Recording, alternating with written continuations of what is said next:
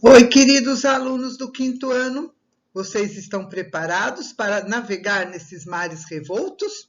Eu estou preparada.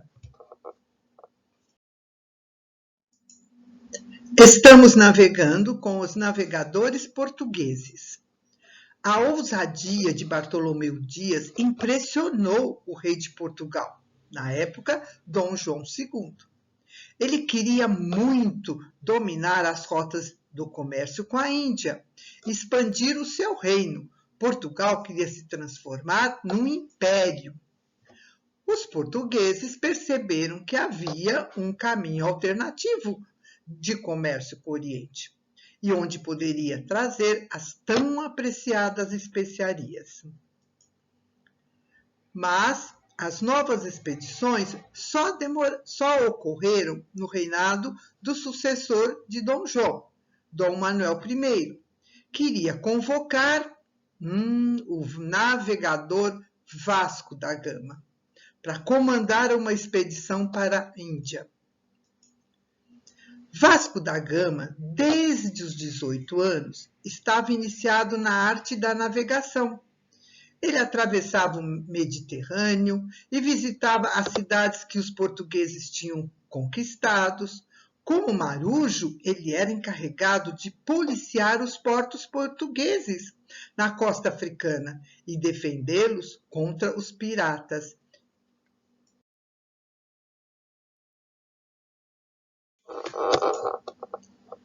Vamos navegar? Vocês estão prontos para a viagem com Vasco da Gama? A gente vai embarcar em naus e caravelas lusitanas. Vamos testemunhar de perto a energia desbravadora que animou 150 homens, entre marinheiros, soldados e religiosos, a enfrentarem os perigos do Oceano Atlântico e do Oceano Índico, para realizarem a navegação mais importante da história. Vasco da Gama, com apenas 28 anos, ele só tinha isto, hein?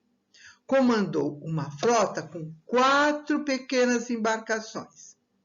A primeira é chamada São Gabriel, era uma caravela, foi feita especialmente para esta viagem. E quem comandava? Lógico, Vasco da Gama, né? A outra era chamada de São Rafael, era também uma caravela, e quem comandou foi o irmão do Vasco da Gama, Paulo da Gama. Tinha uma terceira, nome esquisito, Bérrio, que foi um rico proprietário de barcos que construiu. E quem comandou? Nicolau Coelho. Ele não foi na viagem, não. A quarta era São Miguel. Era uma carraca que transportava os mantimentos e tinha comandante Gonçalves Nunes. E Vasco da Gama partiu de Lisboa a 8 de julho de 1497. Vamos enfrentar o mar. Estamos em pleno mar.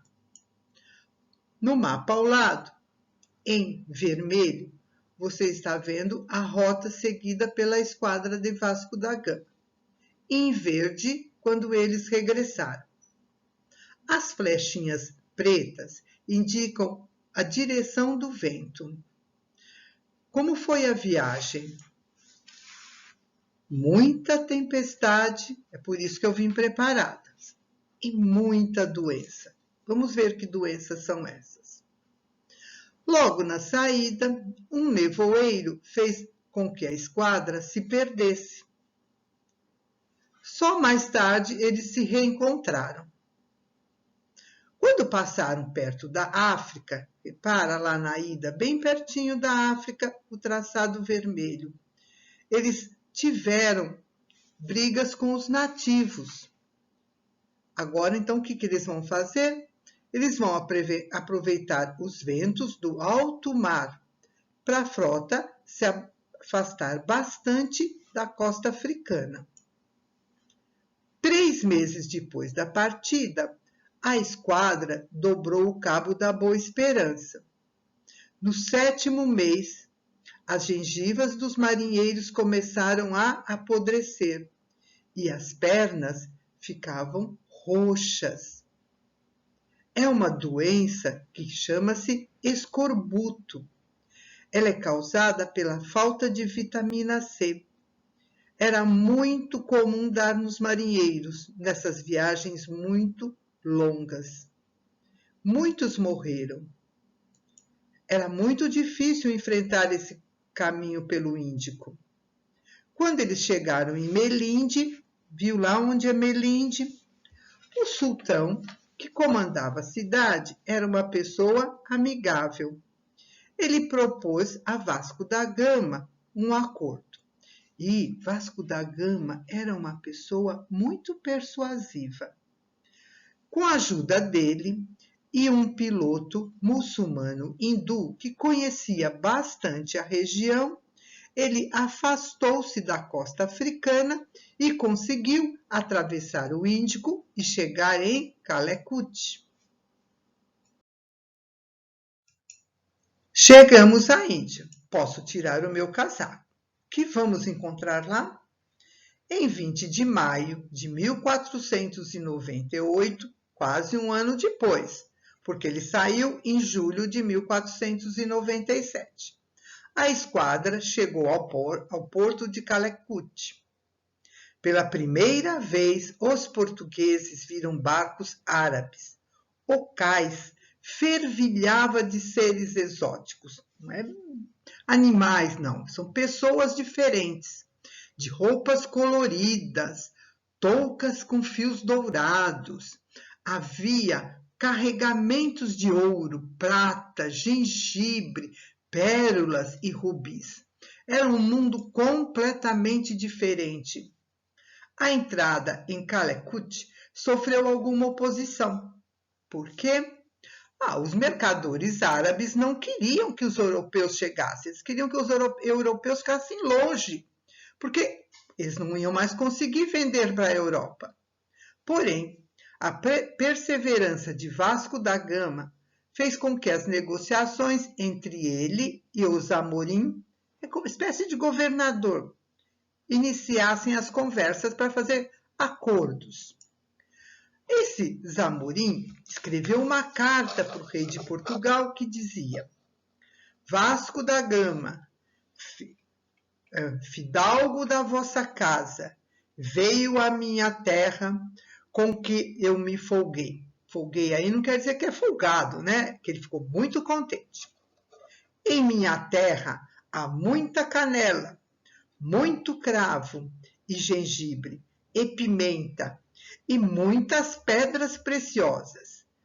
E o que eu quero da sua terra é ouro, prata, coral e escarlata. Escarlata é um pigmento vermelho. Vamos regressar. Por isso eu coloquei a minha capa para proteger dos ventos e da chuva. Depois de mais de 2 anos do início desta expedição, entra a caravela de Berrio, no Rio Tejo, em Portugal, comandada por Nicolau Coelho, com a grande notícia que iria emocionar toda a cidade de Lisboa. E no porto estava o rei, os fidalgos mais importantes do país. Os portugueses chegaram à Índia pelo mar. Cadê o Vasco da Gama? Vasco da Gama ficou para trás, na Ilha Terceira, junto com o irmão, que estava gravemente doente e acabou por falecer nesta ilha. As embarcações estavam repletas de especiarias, tecidos e pedras preciosas. Eu li que ele lucrou mais de 800% com a venda. Porém, uma epidemia de escorbuto diminuiu muito a tripulação. Dos 150 que embarcaram, chegaram só 35 homens. Como não tinha ninguém para pilotar todas as naus, a nau de São Rafael foi queimada. Vasco da Gama retornou ao país em 29 de agosto de 1499 e seria recebido pelo próprio rei, com muitas homenagens, com muito contentamento do rei Dom Manuel I. E deu o título para ele de Dom, e deu grandes recompensas para ele e para toda a tripulação. Vasco da Gama não era homem para ficar quieto. Ele realizou mais outras viagens. Vasco da Gama realizou a mais importante navegação da história. O ponto culminante das navegações que mudaram o formato da Terra na cabeça da humanidade. Em 1502, o Vasco da Gama realiza uma segunda viagem à Índia, desta vez com 20 embarcações e muita gente armada, porque ele queria tomar posse da região. Ele queria ser o senhor da Índia. Por muito tempo, impôs o poder luso na região. Conquistou várias cidades na Índia. No retorno para Lisboa, ele recebeu um título de Visconde de Vigueira. Foi viajar de novo. Em 1524, fez sua terceira viagem à Índia. E como vice-rei da Índia, fez grandes reformas políticas em várias cidades dominadas pelos portugueses. Todos os portugueses que comandavam, que governavam as cidades, ele mandou todos eles embora. E aí tomou conta de tudo e pôs ordem, fez reformas políticas nas cidades. Vasco da Gama não chegou a voltar para Portugal. Ele morreu numa cidade chamada Cochin, na Índia, no dia 24 de dezembro de 1524. Ele foi o verdadeiro fundador do poderio colonial de Portugal. Tem uma atividade para ser feita. Vocês vão escrever a aula de hoje em forma de tópicos, não em forma de texto. Vão escrevendo os detalhes principais. As referências bibliográficas, elas são acrescidas na Agenda Edu, para ficar fácil para você acessar. Elas mostram fatos interessantes da viagem do Vasco da Gama.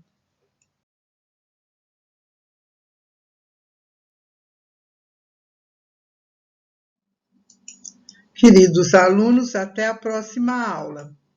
Qual é o navegador da próxima aula? É o que está estampado nessa nota, Pedro Álvares Cabral. Um beijo para vocês. Estaremos juntos na próxima semana.